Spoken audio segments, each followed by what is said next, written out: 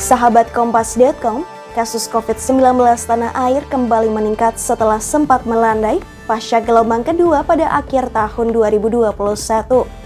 Satgas Penanganan COVID-19 melaporkan kasus infeksi harian per 2 Februari 2022 telah mencapai angka 17.895.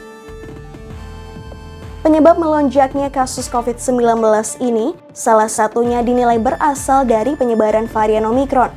Pasalnya, hingga 3 Februari 2022, kasus Omikron di Indonesia telah mencapai angka 3.161. Sejumlah ahli pun menyatakan Indonesia telah memasuki gelombang ketiga COVID-19. Namun hingga kini pemerintah belum bisa memastikan hal itu.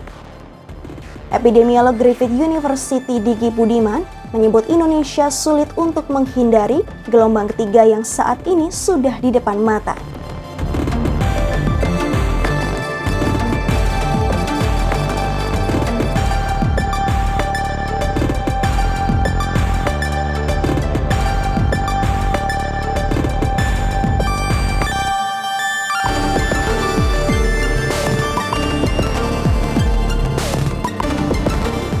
Di tengah meningkatnya kasus COVID-19, sejumlah pihak pun mendesak agar PTM 100% segera dievaluasi.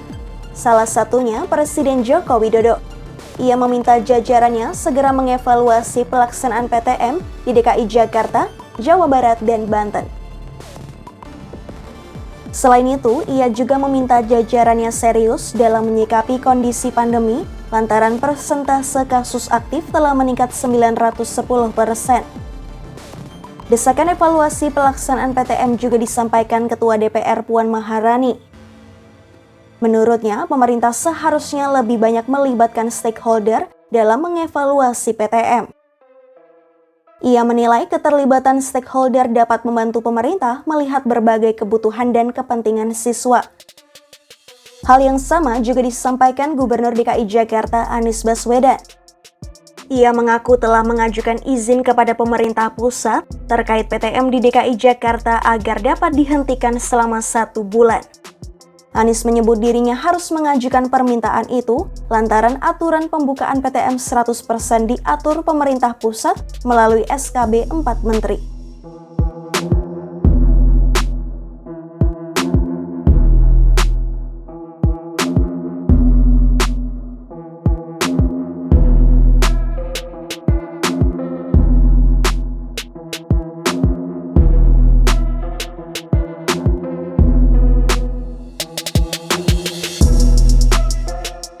Meski desakan telah banyak disampaikan, Kemendikbudristek bersikukuh untuk tetap melaksanakan PTM.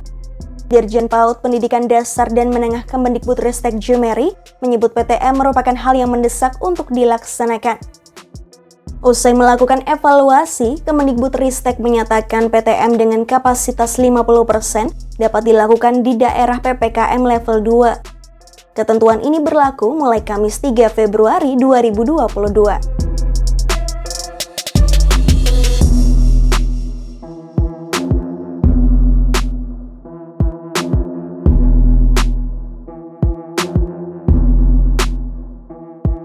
Namun demikian, Soeharti memastikan PTM wajib menyesuaikan status level PPKM masing-masing wilayah sesuai SKB 4 Menteri.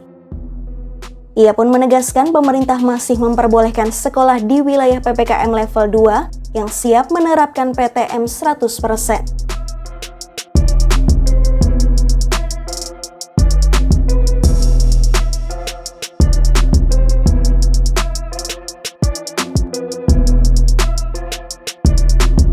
SKB 4 Menteri ini mengatur soal kapasitas peserta didik dan durasi pembelajaran dalam pelaksanaan PTM terbatas.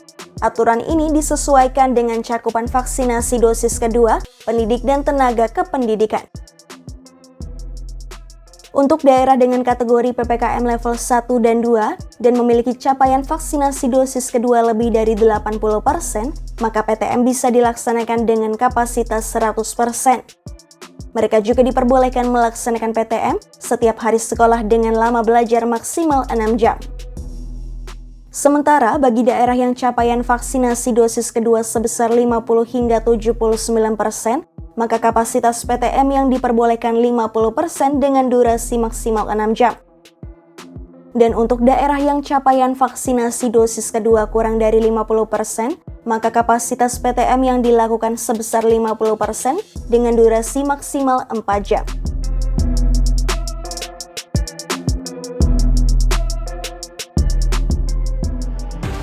Demikian news update, simak informasi terupdate lainnya hanya di kompas.com, jernih melihat dunia.